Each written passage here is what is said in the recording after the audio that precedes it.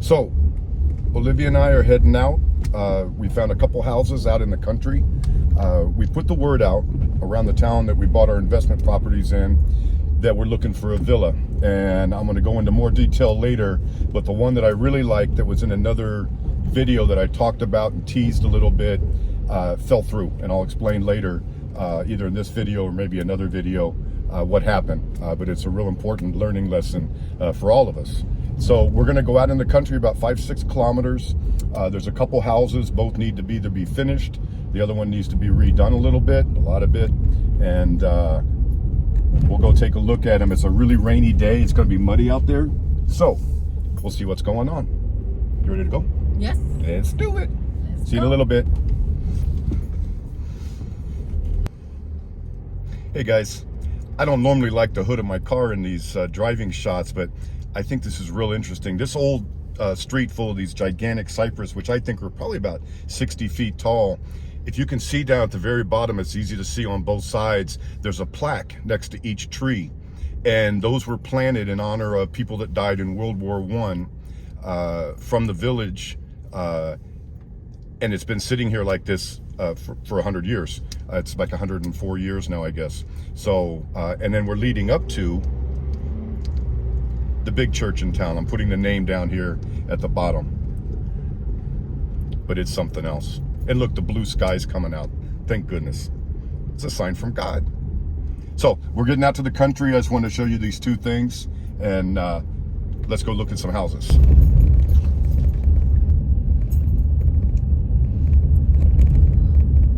So on the left side, grapevines, everything's picked now. It's the middle of November. Everything, even the late wine, the sweet wines, everything's done. And then you'll see a lot of olive trees out here. The leaves are turning. The grapevines look beautiful. Some of the fields are nothing but orange and red.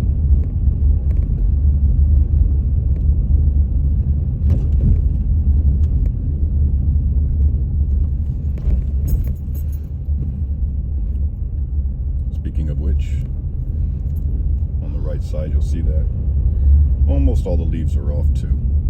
Well, everything has a season. Honey, what's the name of that town on the hill over there? Piazza? Montefolonico. That's right.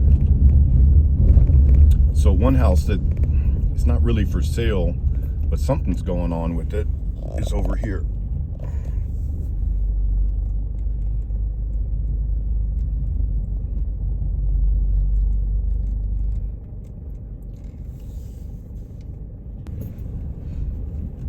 Hey guys, so we're going to take a quick whip around. We were out going to look at another house and we came across this one. And I'll show you a good photo. I don't want to get out in the mud right now, but that's the house. But if you look through there, you can see how the yard is all overgrown. So we're working with our local agent to try to get some more information, and she's going to try to track down the owners to see if it's going to be for sale or what's going on. But it's obviously not inhabited right now, and looks like it hasn't been. What do you think, for a year at least, 2? Oh, more. Yeah. Probably. Anyway, we'll figure that one out. Time to move on. So we're going to come down this little hill, turn into this driveway. This house has about 14 acres, about 6 hectares of land that's all been planted into olive trees. You'll see the house down there near the bottom. It has the foundation of the building's been built, and very strong building that they built, but it hasn't been finished out. So there's no windows and doors, there's no electrical, there's no plumbing, and I'm going to explain to you why in a second. So this house is listed as 3,600 square feet. Some of that, about 600 square feet, I think, is actually down below the house proper in these gigantic, almost like concrete bunkers. It was kind of odd. And there's a 2-car garage. So the upper floors, 1,800 square feet each, and in total need of build out. But it's a beautiful house. Morning, guys. Well, we're starting to really like this house. I mean, it's a lot of work, but when you see the panoramics around here, the position of this house, it's absolutely phenomenal. We found it. I had put the word out. It's always very important to meet people. And I had put the word out to people in town that I know and told them to tell people that we're looking for a villa, that my wife and I are looking for a personal house, not just more investment properties around here. And two people sent me a picture of this house because people around here like to go out and go walking, and people know stuff. And so a couple different people had sent this to me. So we're trying to get more information on it. It is for sale. We found that out this morning, and it's not finished. There's a lot of work to be done. I'm guessing somewhere between 300,000 to 400,000 euros to finish it up. But it's a beautiful house, and the position is unparalleled, and it comes with acreage. The thing is that it's an agricultural land, so you have to start an agricultural company, do some sort of production to be able to have the house. So we're trying to get all this stuff figured out. So, welcome. Hey guys, Brad, my wife Olivia is with me. So we're out in the country, and I have some better, nicer day videos to show you guys of this place. But this is a big, empty shell of a house, but it's really well constructed. It was rebuilt on the site of a house that was originally built in 1890. And it's on 16 acres, which is about 6 hectares or hectares of land. And mainly, it's a rainy, foggy day here. It's going to be freezing tonight, first time this year. Mainly they planted all the way down this hill hundreds of olive trees. Now this is a little unusual in that the house can be built. It's 2 stories. I'm going to walk out into the rain and show you. It can be built. You can build an apartment upstairs, but that's all you can do. This has to be storage because it's supposed to be an agricultural property for a number of years. There's like a bond on it. So they've actually built it or rebuilt it, but it looks like it's pretty much everything they did to be a really large house. Let me walk all the way out here. It's about 3,600 square feet.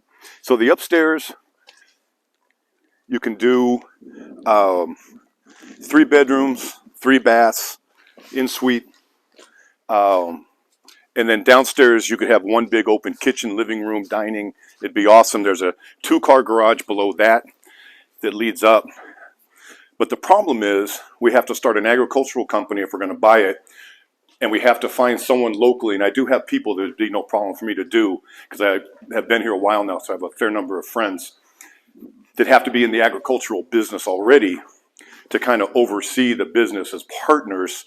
It gets kind of convoluted. But the neat thing is when you see the videos and the photos I'm about to show you in a couple minutes, you're going to see this is unparalleled. I got the views 360 degrees all the way around. You see Montepulciano, you see Montefolonico. It's stunning. Asking price is $650, 3,600 square feet. That's 360 square meters, more or less. And I'm guessing about 350, 400,000 to turn this into a really nice house. To finish it, you'd have to finish it all out. The nice thing is when you're starting with a big shell like this, the nice thing is it's a lot easier to run cables and wires and plumbing and do things the way you want to do them instead of trying to find just the perfect house, because Olivia likes 1 big great room, we would call it, 1 big open room. And this fits the bill. I mean, this is 1,800 square feet. And you like this one, right, babe? Yes. Okay. So yeah, she likes this one. But we have a couple other irons in the fire, and you guys are going to be seeing those soon too. So watch the rest of the video. Hope you enjoy it, and I'll have some more information on this house in a little while. Ciao.